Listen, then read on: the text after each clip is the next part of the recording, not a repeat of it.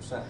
So if you're offering me 10% discount, so if you want to rebuttal that, then Sure. Well, using the inventory model, we can actually trade up to the extent where you saw it went from $80 to 100 to 125. Right. If we hold it on long enough for the capitalization, the methods are there. We can hold it to an extent where we offer Nike a much better deal. right. So if you're saying, you know, the third, let's call that the third model. So the first model is Amex doing everything. The second model is That's the trading. well, that's the third model, right? The second model that you guys presented was just instantaneous. So let's finish on the third model, and then we'll go to the second model. Okay, so we have to make sure that the retailer benefits. It doesn't have to be the full benefit, but it has to be close to their real benefit, right? So our original plan 1, that involves American Express, involves reward cards, reward points, all of the systems that they have, and running flash sales or other type of promotions through that for Nike products. So in scenario number 1, Nike still gets a sale. We just pay, Amex pays Nike with cards. So Amex drives $1 million worth of sales, and it settles, now it owes Nike $1 million, it settles $1 million worth of gift cards, right? So it just says all these cards are now used, and you can now book that as a sale in your accounting system. So version number 1, which is the Amex version, Nike gets the full value of their retail sale, right? I just want to make sure everybody understands that. Yes? What we were going to say is we are going to offer a value to the retailers, so to an extent they might lose that customer who's going to bring them the 30 to 50%, but in exchange they're going to get a different type of clientele. They're going to get a customer who wants to be there, somebody they could upsell and cross-sell. So, I mean, it would have to be like a continuous... I agree with everything else. I agree with all those points. So every retailer, like my wife actually runs Free People, which is a retail brand for Urban Outfitters. And, you know, they have about 100 stores. They do about $250 million. And it's the end of the quarter, and guess what happens at the end of the quarter? They need to fill in holes, and they need $6 million from here and $8 million from there, or whatever. At that moment, you can use option number 2 and option number 3, because if Nike needs $10 million to close their numbers, to report to Wall Street, and they're missing that, on the last day of the quarter, they'll buy that at 90 cents, right? You understand what I'm saying? So again, you got to look at what does a customer need, and under what circumstances you much rather take 90 cents on the dollar than wait for a 70 cents sale, right? So it's not option 1, 2, or 3. I think it's all 3 presented, right? So you know, when you pitch that, I know your assignment was an alternative to Amex, but you should pitch it as here's a one-stop solution that solves many problems that all these people have, right? Cards expire, and they have to give them away, they don't get the sale, right? And exactly. So now, why do you guys think that Amex is not going to want to do this? Or you think that we don't have enough leverage to go and negotiate with them? We would say because in our assignment we had included, they just threw in there that Amex has really strong lawyers, and they'll just take you to town if they really felt, or even in the future when both companies are starting to make money and Amex is also taking a cut of that profit, maybe Amex will feel like, well, we don't need you anymore, and they'll continue to sort of slowly butt us out of the business and make us agree into lower percentage cuts out of the actual profit. And so how would you present this to Amex? Like, well, did you guys think through that, or no? Without actually having built it in the first place, you're saying? Well, right now you're starting. Let's say it's your company, right? You're starting this tomorrow. The 5 of you launch this as a service. Yeah. How would you pitch this to Amex?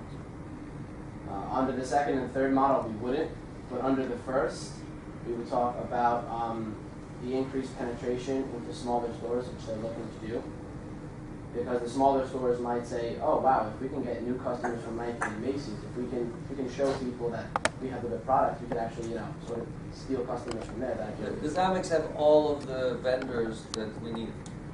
most of them, They already have everybody, yeah.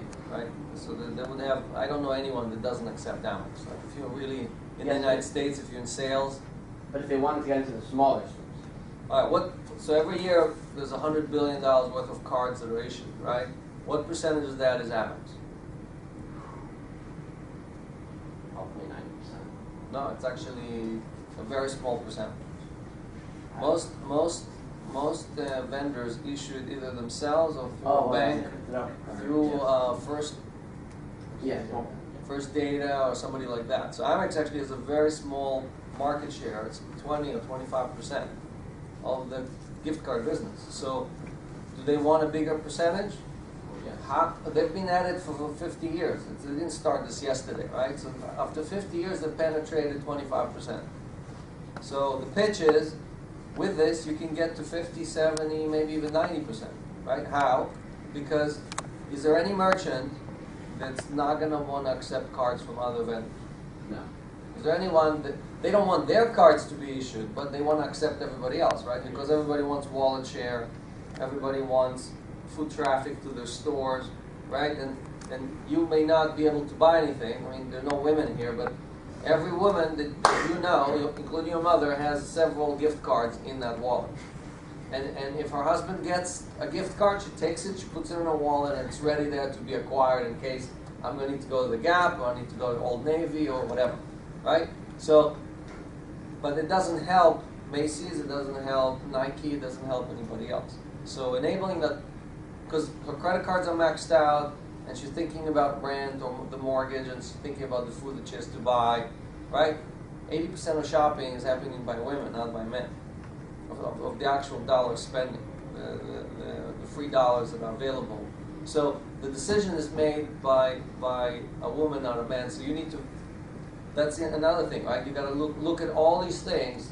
These are the things that will differentiate you pitching something that shows that you know what you're talking about versus you have a lot of assumption that so throwing in these stats. Okay, here's version number 1. Here's Amex. Here are their stats. Here's option number 2. Right. So one slide just showing option 1, 2, 3, and putting the stat next to it that kind of visualizes to the investor or whoever you're presenting to why they should do it. Right. So is Amex willing to, like, what kind of deal you think you could cut with Amex if you brought the concept and you had a prototype and they did everything? They did the back end. It's all their money. They brought all the merchants.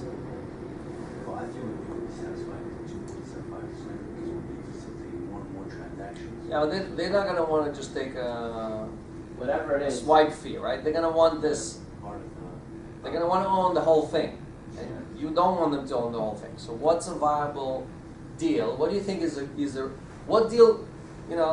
Like yesterday we had a guy who said, I don't want to give any percentage, right? So what percentage you guys think is a reasonable percentage to give Amex? And if they're saying we're interested, what percentage of the company would you give? Well, we originally thought that if it's going to be a 20% service charge, it would only, if we're, like you said, they're going to be doing most of the work, so I guess it would make sense. It would be a to, significant cut. I don't know. I would say 51, 49, 51 swap, 49 Amex, equity in the company, or whatever, from profits.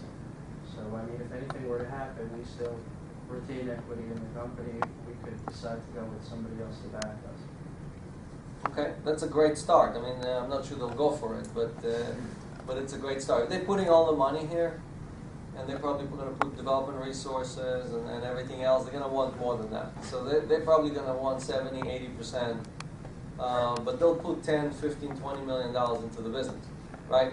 Now, it doesn't mean that you have to agree to it. I'm just telling you more or less, just giving you an idea of what the negotiation is, right? So now if you have, like, your option 3, if you launch this already and you started building it and it's taking off, and then you come to Amex, you definitely have a much stronger negotiation point, but you have to be the bank. And the problem with option 2 is that you probably cannot do the real-time exchange where basically you to asking Nike to accept the 90 cents at the same time that the person is presenting the card at the store, right? These are two separate transactions. There's a timing issue. There's dollars involved.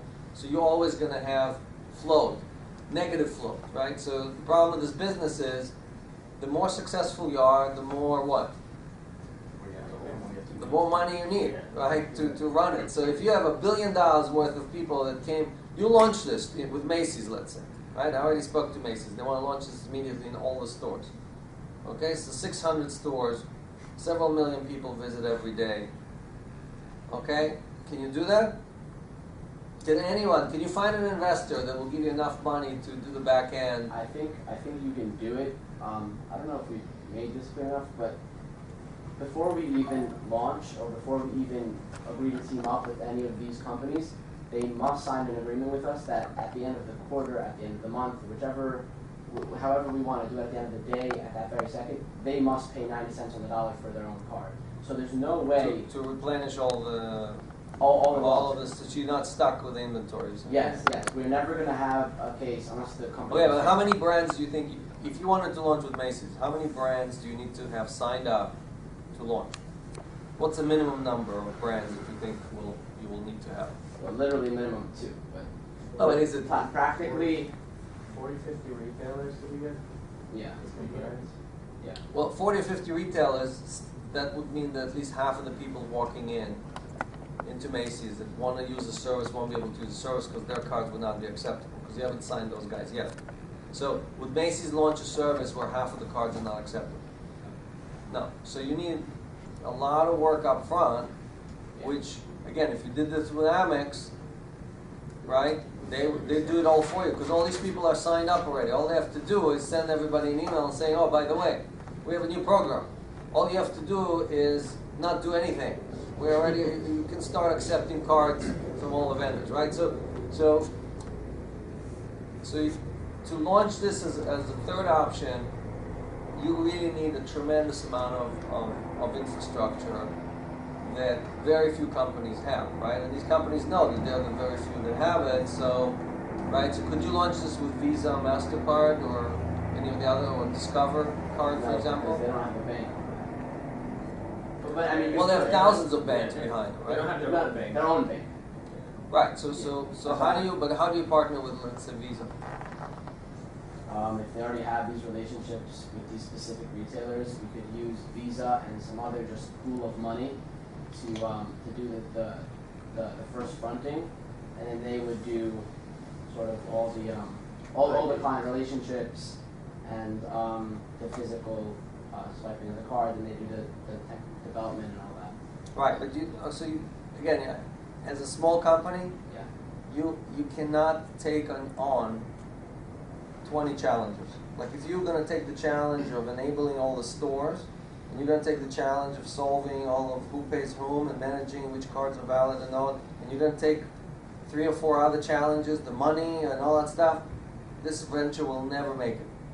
All right, so we talked about this a little bit yesterday. As a startup, one of the most important things is to figure out ways of how not to do all these other things, to come and solve only one issue, and outsource everything else to people who can do it for you. If you have So eliminate the technology, eliminate the clearing, eliminate the bank issues, right? And if it's one-stop shop, great. But if it's not a one-stop shop, then you have to figure out, okay, how do I do it with 3 vendors? How do I do it with 5 vendors? Each one helping me do the piece that they do well. Okay, so I think you guys definitely did a great job kind of coming up with other scenarios, but I think you had to flush each one and compare them to each other. So that you didn't do the flushing and comparing and saying, okay, well, as a startup, we can do this. We're going to start here, then we're going to migrate here, and we need $5 million or we need $10 million, right? Because the presentation, I know it's a challenge, but the presentation needs to end with a punchline. Okay, so what's the punchline? Either you have to say the recommendation is, for example, go with option number 3, raise $10 million, partner with these 3 companies, and then you have a very high chance of success.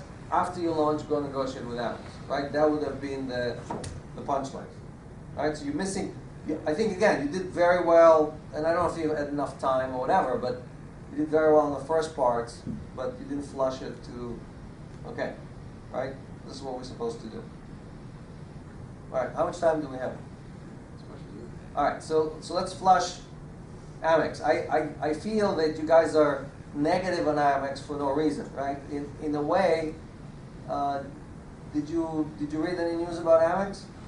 We went on their website and we researched the rewards program, what type of service charge they charge actual companies out their cards, things like that. So. Well, they announced something just 2 or 3 days ago. They let go of 5,400 people. Okay? Their stock went down, even though they had great earnings. So the CEO, who was a great CEO, was even, maybe people would think that he's going to be nominated to be the secretary of, I think, treasurer, whatever, right? Suddenly it looks like he has troubles at home, right? That he's got to attend to. So every CEO you'll ever meet always is looking for the next big idea. Even if he tells you, I'm not interested, everything is great, always is looking for the next big idea. Okay, so your challenge is to walk in and convince the CEO that this is the next big idea, and if he doesn't jump on it, you're going to go and do it with Discover. Discover is a great competitor to Amex, right? Discover has all the technology, they have the bank, they're owned by, they basically have a banking system behind them, right? And they're the issuer, unlike Visa and MasterCard that have banks. Like Citibank issues Visa cards and MasterCard cards, right? But like you said, you cannot go to Visa and do this deal with Visa. So, but you could definitely position this as Amex versus Discover, right? And then let them. And Discover needs this more than Amex, because Discover is dying to do something that will get many more merchants to open up with them, right? So they have a sales force, they have tens of thousands of employees, right? So then you can negotiate that 5149 much more aggressively, you know, and you make sure that Amex knows that you just visited Discover 2 days before, you know. So when you sit with them, they're like, gosh, we can't let this go, right? Okay, so how do you, how much more do you need to prepare, you think, before you present this to the company? What we had earlier is actually a slideshow that was much more detailed than this. We had 3 full-on, lucid chart models, and they were very, sort of densely made, and it would have been really difficult to explain. And then we had model analysis. But we decided of the cash flow, you mean, or what? Model analysis of pros of each one, cons of each one, the way they relate to one another. So 3 by 3, you would still pose a combination. Of the 3 models? Yeah. Yes. Oh, great, so that's what we're talking about. Yeah. Yeah. Yeah. I can actually pull that slide up from. Well, you should have just shown the summary, not the full thing, but you should have presented at least one slide with a summary, just bullet points, the 3 most important things. So a 3 by 3 kind of, What time would we need?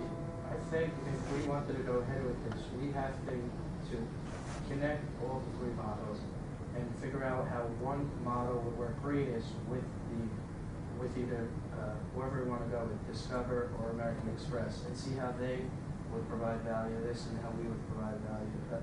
right, and look, Amex is a big enough company where they basically will hijack the idea. I'm not saying they're going to steal, I'm just saying that whenever you cut a deal with them, a few months later, they're running the show, so they're going to tell you, no, we want to do it this way, and our card department will only do it if we do it this way, and our members rewards is only going to promote it this way, and we spoke to Nike, and they only want to do it this way. In a sense, so all of that is going to gel the way Amex wants it, and frankly, they're launching the service, you're not going to tell them how to do it. And our marketing department will only market it, blah, blah, blah, right? So really the leverage you have is in the beginning, negotiating the terms. You're not going to get control of the transaction. Because if you have control, Amex will probably say, no, our brand is more important than you guys with your new idea, right? So we're not going to give you control of this, and you'll be able to go and run around and make all kinds of statements about stuff related to Amex, right? They're extremely tight about what, who's allowed to even say that they're working with Amex. So, How long do you think it would take us to come up with? I think if a week to work hard on this, then I think we could create maybe more fresh and more fully fleshed out, like you said, presentation. And we have to do a lot more number crunching, which we maybe didn't do enough of. We sort of ran the profit numbers and we ran just some of the the 6% going unspent, but we probably didn't have enough time to go through all of it and also make a presentation and also sort of get our hands around it. So the keys are to figure out what are the most important leverage points for the vendors, right? What's the most important leverage point for Amex? What's the most important leverage point for Nike? In the order of priority. So if you get those right, then your presentation, everything else will flow better. And I'm not saying that easy. I'm just saying that like on Nike, the most important thing for them is actually they would not let you trade in their cards if they don't get the full benefit. So if they see less than the benefit that they're willing to accept, they'll just say, you're not allowed to do this. Okay? And we're going to change our terms and conditions on our cards when we issue them. But the person who gets the card is not allowed to transfer it to someone else, even though it's a gift card, right? So it's going to be hard, but they can limit it because it's their property. The card is their property, and terms and conditions of their property. So you need to really flush that out. Of again, everybody who participates in the swappers transaction, and there's a lot of parties, right? How do you get them to monetize their piece fully? As if somebody, so if you were buying something at Nike's and they were getting 100 cents on the dollar, how do you still deliver them 100 cents on the dollar and everybody comes out of this happy, right? So the customer is the only one really who's going to pay here, right? The way we're designed, the way we wrote it originally is the customer is willing to take a 20% discount because they want that immediate sale. They want to use, they don't have any money in their wallet, this is the only cash they have, and they can pull 3 or 4 cards and buy a new dress or a new TV or whatever they want, right? It's an impulse buy, and they are the only, you have to find a way where the customer, the holder of the card is the only one who pays anything. Then you know the model works great. After you launch it that way, you can go to Nike and say, look, we'll give you 90 cents on the dollar and all this other stuff, right? But if you can't deliver equal value, right, you're going to have a hard time convincing the card issuers that this is harmless to them. The opposite, that, you say, I'm giving you 100 cents on the dollar and I'm expediting the sale, because right now it can sit on your books for 2 years as liability. Through our process, people will get it and they'll shop it within 3 months after. Here's our stats. We launched this, we did this. People used it, 80% of the people said they want it, blah, blah, blah, blah, blah. Okay? So you don't need all this detail, I'm just giving you color on the, right? And you focus on the transaction that is the easiest. The easiest is to do a deal with Amex or with Discover. So don't go the hard way. Don't go option number 3. You have to flush out option number 1, put the 2 companies one against the other, figure out how you're going to get into these companies, what kind of introductions, who's going to get you in, and why do these people need, what is Discover interested in, right? You can read all that in the financial blogs. I mean, you can see very quickly what they're interested in. Because obviously Amex is a much, much bigger company than Discover. So Discover may jump on this, and you may be able to even negotiate, maybe you give them a 2-year exclusivity.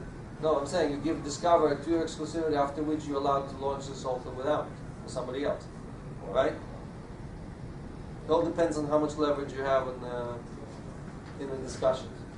I'm just curious if you do it exclusively with Discover, and Amex figure it out by themselves and launch it by themselves. Well, they can, sure. And that's why you're trying to have a patent and you're trying to lock in the vendors, right? I mean, the vendors don't want to very confusing systems. If you lock them up, and Discover is going to have 80 or more percent of the same vendors. Amex will obviously have more, but Discover will be able to do that as well. So, okay. Anything else? And would it be vendors that prefer to work with Amex rather than Discover being there? They already have established relationship. Well, for them it's the same thing, right? So if I'm Macy's, I accept Discover and I accept American Express, and Amex actually charges me a little bit more for the transactions, and right now, let's say for Macy's, chances are that I'm doing all of my gift cards with First Data.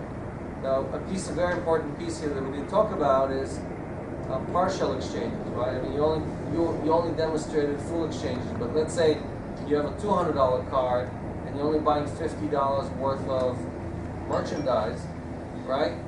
Then now Macy's issues you a $150 card. Well, guess who's going to issue that card? Is it going to be First Data or is it going to be American Express?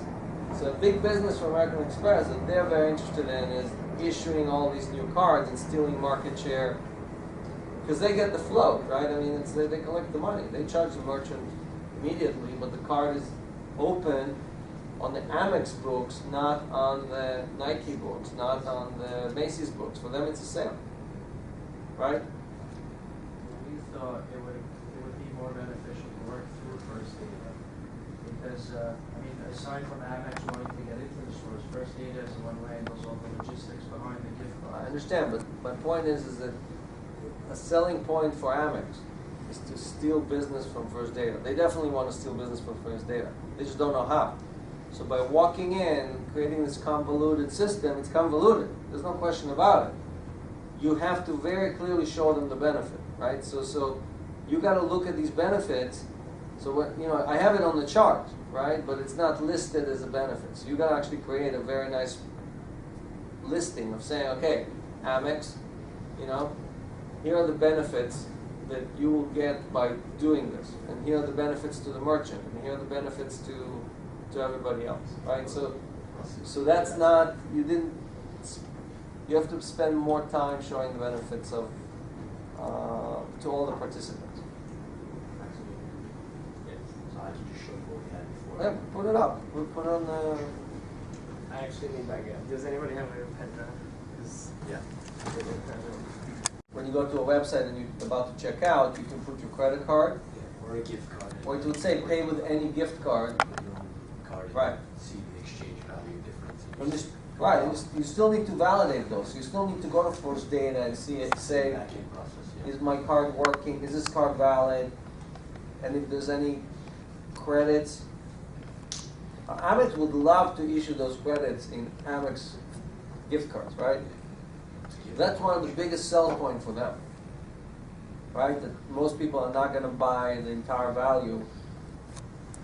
So You this go to the would next be slide? inventory model where they would sell it back, 9 cents on the dollar, they would purchase it, they're able to make a greater profit margin. Axel, can we get the next slide? Axel, next slide. And then this would be the instantaneous model where the customer swipes it, swap instantly sells it to Nike before they even do it, just in the back end. And then Nike actually gives swap. They keep the $10 difference from the 90 and 80. And then they give that $80 Macy's gift card. Swap now has $10 Right. profit. They give the $8 Macy's gift card to Macy's. So right when he swipes it, there's that virtual swap in the background, and he's just able to buy $80 worth of products. He's willing to give up that 20% for that social value that you mentioned earlier.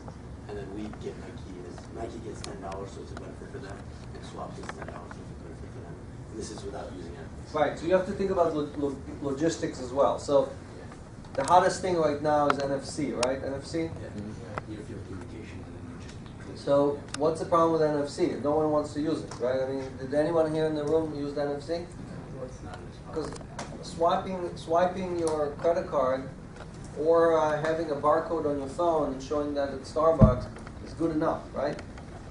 But if you could do this and you gave people, let's say you went to Google and you said, look, we have a great way to launch Google Wallet, okay, which is all NFC based, Yes. right? And do the same thing with Apple or whatever. Well, Apple phones don't have NFC, but you launch it with Google, they'll probably give you a 5% credit, right? Just to entice people to use this stuff. So when somebody at Macy's is going to get a card, instead of giving them a physical card or sending them an email with a virtual gift card, which is the two solutions we thought about, the third solution would be, by the way, you can get 110 cents on every dollar. You know how you pay 20? Well, you can get 10% back if you use your NFC Android phone to put it on your wallet. We use a monetization incentive. Right? Exactly. So these are the things that you want to, or Amazon may come to you and say, you know what, we want to compete with Amex. So instead of you issuing Amex cards at 100 cents on the dollar, we're going to give you 105 cents on the dollar. Okay, so Gazelle, which is the site where you can exchange your iPad. I just sold my old computer there, and they offered me 3 forms of payment for the computer. One of the options was Amazon gift card at 105%. Yes. So again, you don't have to come up with all the ideas. Your job is to scout the internet, figure out what the best ideas are, and plug the easy ones, right? Figure out what the easy ones are, plug them into here. So when an executive from Amex or an executive from Discovery looks at this, they're like, stay right here, I gotta call my boss. I gotta bring him in. This is amazing. I gotta lock these guys in, because when Amex sees this, we're gonna lose it. This is too good to, I can't believe we didn't think about that. Right? That's how good it has to be, both the presentation, everything else. Okay, so This would be the design protocol, great. So you did everything I'm talking about. So yeah, we have a long write-up that discusses in much more wordy detail. Okay. All the So let's see if we covered the top points, right? So benefits to clients, huh? The client and consumer network. It's the vendors that Amex already works with. We had access to them just by finding out. So the example that we use, Nike, which one said we're happy. I know. I'm just saying your benefits are not the top benefits. They're not, from a priority standpoint, they're not the top benefits. So you have to learn more about Amex's business and Discovery business. I wouldn't do cons. You don't need cons. You just put pros for Amex and pros for Discover, right? And you want to present it right there. There's nothing wrong with walking in and basically having these guys see that you're. I want to see all of that, right? I want to see all these. I want to see that you thought through all of this. I want to see that you're positioned this properly. You're ready to go. All you need is just some money.